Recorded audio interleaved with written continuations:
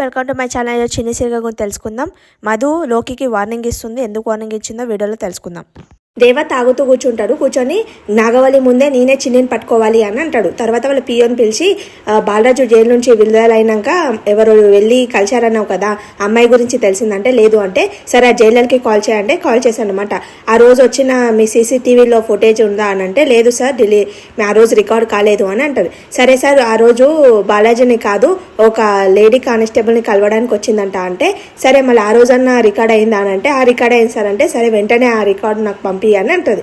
మళ్ళీ అద్దం దగ్గరకు పోయి నువ్వు ఎంతైనా గ్రేట్ బ్రో, ఎందుకంటే నువ్వు ఎప్పటో జరిగిన దాని గురించి ఇప్పుడు సీసీటీవీ తెప్పించుకుంటున్నావు కదా, నువ్వు చాలా గ్రేట్ అని అనుకుంటాడు. అతను ఓకే చెప్పినట్లు చెంటి ఏం చేస్తాడు, చిన్నప్పటి ఫొటోస్ అన్ని ప్యాక్ చేసుకొని వచ్చి అందరినీ పిలుస్తాడు అనమాట. పిలిచి నేను ఒక గిఫ్ట్ ఇవ్వబోతున్నాను, మీకు మెమరబుల్గా ఉండాలి కాబట్టి మీకు ఒక సర్ప్రైజ్ ఇస్తున్నానంటే ఏమున్నాయిదంటే నీ చిన్నప్పటి ఫొటోస్ ఉన్నాయని అంటది.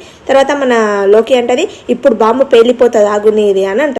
ఈ ఫొటోస్ చిన్నప్పటి ఉన్నాయి, అలాగే నీవి వేరే ఫొటోస్ కిట్ ఉన్నాయి, బాబా ఏడిపిస్తాను నీకు సతాయిస్తా చూడు అని చెప్తాడు. తర్వాత మన లోకి అంటది మీ అక్క ఏడవడం కాదు జీవితాంతం ఏడ్చుకుంటా కూర్చుంటుంది, మ్యాడీకి నిజం తెలుస్తాయి అని లోకి అంటారు. మ్యాడీ ఆ ఫోటో చూడడానికి వెళ్తే మన మధు ఏం చేస్తారు లాక్కుంటుంది అనమాట. ఏంటి ఫొటోస్ చూస్తుంటే తీసుకున్నావు అంటే ఈ ఫొటోస్ని మీ అందరి ముందు చూపించరాదు అని అంటే ఎందుకు చూపించరాదు అని అడుగుతారు పెద్దమ్మ. తర్వాత వరుణ్ అంటాడు మధు చెప్పిందంటే ఏదో రీజనే ఉండిండొచ్చు అని అంటే నేను చెవిలో చెప్తాను రానంటే కొన్ని ఫొటోస్ అందరు చూడొద్దు నువ్వు మాత్రమే చూడాలంటే ఎందుకంటే నువ్వు మాత్రమే చూడాలి అంటే సిగ్గుపడుతుంది అనమాట.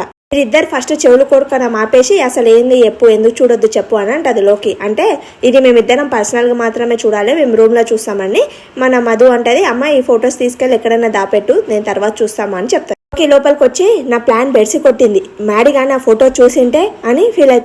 మా తమ్మునికి ఐడియా ఇచ్చింది నువ్వేనా అంటే నేను ఎందుకు ఇస్తాను, వాన్ సొంత ఐడియా అంటే మా తమ్మునికి అంత తెలివితేటలు లేదు నువ్వే ఇచ్చావు, నేను మ్యాడీ నన్ను చీకొట్టి అప్పుడు వదిలేసాను నువ్వు హ్యాపీగా ఫీల్ అవుదాం అనుకున్నావు కదా అని అంటే నేను మ్యాడీ ఈ జన్మలో విడిపోము అని అంటే ఆ ఫోటో చూసింటే ఎప్పుడో విడిపోయేవాళ్ళు మీరు ఈ రోజే విడిపోయేవాళ్ళు అంటే ఫోటో చూడలేరు కదా అని అంటది మధు. నీ కుళ్ళు ఆలోచన నీకు బిడిసి కొట్టింది కదా, నీకు ఒక చెప్పనా నేనే చిన్నినని నేనే చెప్తాను, అది టైం వచ్చినప్పుడు చెప్తాను. ఏం చేస్తావు నేను నిజాలు చెప్తే ఏం చేస్తావు అని అంటే నువ్వే చిన్నివని మ్యాడీ దగ్గర దాచింది కాక నన్నే బెదిరిస్తున్నావా అని అంటారు. నేను మ్యాడీని ఏం చీట్ చేయలేను, నిజాలు ఏంటో చెప్పి మ్యాడీకి చెప్పి అప్పుడు నేను మా అమ్మ నిర్దోషి అని నిరూపించి అప్పుడు నేను చెప్తాను అని. నేను చీటింగ్ చేయట్లేదు నువ్వు చీటింగ్ చేసావు, ఎట్లా తెలుసా నువ్వు రిచ్ ఫ్యామిలీ అని చెప్పి నువ్వు వరుణ్ని పెళ్లి చేసుకొని ఆ ఇంటికి కోడలయ్యావు, మా నాన్న లండన్లో ఉండు ఈడున్నాడని అబద్ధాలు చెప్పుకుంటా చీటింగ్ చేసుకుంటా ఉన్నావు. నీకు నాకు ఒక తేడా ఏంటంటే నువ్వు అబద్ధాలు చెప్తూ బతుకుతున్నావు, నేను మాత్రం నిజాన్ని చెప్పడానికి అబద్ధాన్ని దాచాను అని అంటది. ఇదే లాస్ట్ వాన్ని, ఇంకోసారి కానీ నన్ను మ్యాడీని విడదీయాలని చూసావనుకో నీ చీటింగ్ గురించి నేను నాగవల్లి ఆంటీకి చెప్పేస్తాను. సర్లా అత్తాని అలా చందుని తీసుకొచ్చి పెడతాను, అప్పుడు నిన్ను మెడల్ పట్టుకొని బయటికి వెళ్ళగొడతారు, అప్పుడు నీ భవిష్యత్తు ఏందో నువ్వు చూసుకో, తర్వాత నా గురించి ఆలోచించు అని అంటారు. వచ్చి వాళ్ళ అమ్మ నాన్నని కలుస్తాడు అనమాట. ఏంటి సార్ మీరు ఈడకి వచ్చారు మా ఇంటికి రావచ్చు కదా అంటే లేదు ఆ దేవగారు ముందుగానే ఆ దేవ కొడుకు ముందుగానే మాట్లాడడం ఇష్టం లేదు, మధు గురించి మాట్లాడదామని వచ్చాను అంటే మధు గురించా ఏమైంది సార్ అంటే ఏం కాలేదు మీరు కంగారు పడకండి, పెళ్లి వాళ్ళకి ఇష్టం లేకుండా జరిగింది కదా, వాళ్ళకి ఇష్టం లేని జరిగింది కదా, వాళ్ళు ఏమన్నా అంటే లేదు వాళ్ళు మంచిగానే చూసుకుంటున్నారు మా అమ్మాయిని, అలా లేకపోతే రిసెప్షన్ కానీ తంతు కానీ ఎలా చేస్తారంటే వాళ్ళు రాజకీయ నాయకులు, వాళ్ళు ఎలాగైనా చేస్తారు, కొడుకుని పెట్టుకొని ఇలా రాజకీయ నాయకం చేశారు అని.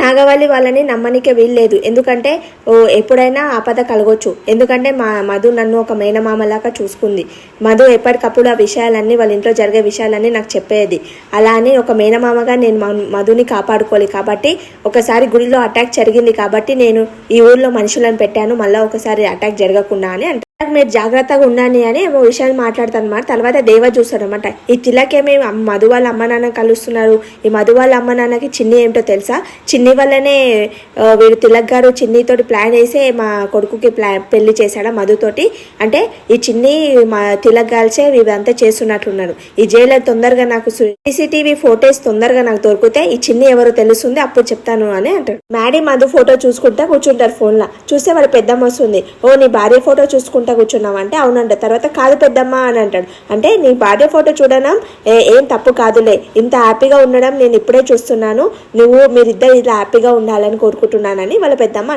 ఒకటి చెప్తాను నువ్వేమనుకోవద్దానంటే చెప్పు పెద్దమ్మ అంటే ఫస్ట్ మన ఇంటికి మధు వచ్చినప్పుడు నేను ఏమనుకున్నాను తెలుసా అంటే ఏమనుకున్నావంటే తిను మనకు కోడలు అవుతే బాగుండు, అందరితో కలిసిపోయింది కదా, అందరితో చాలా మంచిగా మాట్లాడుతుంది, ఇలాంటి అమ్మాయి మన ఇంటికి కోడలు వస్తే బాగుండు అని అనుకున్నాను అని దేవుడు నా మొర వినే మీ ఇద్దరికి పెళ్లి చేశాడు, అలాగే స్వర్గంలో పెళ్లి జరుగుతాయి అని అన్నారు కదా, మీరిద్దరు బెస్ట్ ఫ్రెండ్స్ అయినా కానీ ఇలా పెళ్లి జరిగిపోయింది మీకు అని అంటారు. పెద్దమ్మ అన్నీ చెప్తారు అనమాట, కోపపడినా మంచిగా ఉండాలి అవి అని చెప్తారు. చెప్పగానే మాడి నవ్వుతాడు అనమాట. ఏంటి నేను పిచ్చిదాన్ని ఇలాగ చెప్తున్నాను అనుకుంటున్నావా కాదంటే, లేదా పెద్దమ్మ నువ్వు ఒక అమ్మలాగా నాకు చెప్తున్నావు, అమ్మ చెప్పాల్సింది నువ్వే చెప్తున్నావు కదా, నా సొంత అమ్మలాగా చెప్తున్నావు అని అంటాడనమాట.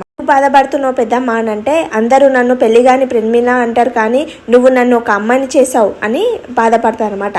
అయిపోతారు ఈ రోజుకి serial. Thanks for watching my video. Please like చేయండి, సబ్స్క్రైబ్ చేసుకోండి.